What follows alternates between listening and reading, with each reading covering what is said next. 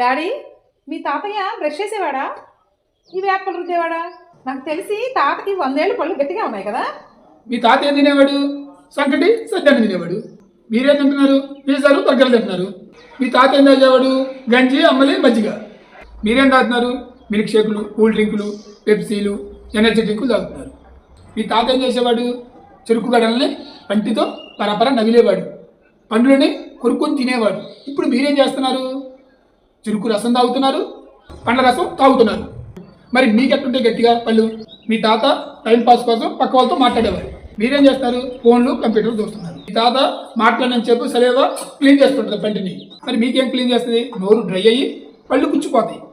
మీకు fridge open చేస్తే ice క్రీములు, స్వీట్లు దొరుకుతాయి. మీ తాతకి పండగ రోజు దొరికే అరిసి తప్ప స్వీట్ తెలియదు. మీ తాతకి పళ్ళు గట్టిగా ఉండకుండా ఎలా ఉంటాయి? అందుకే అప్పుడప్పుడన్నా ఈ యాప్పలు వాడండి. వేపల వెనక ఇంత చరిత్ర ఉందా?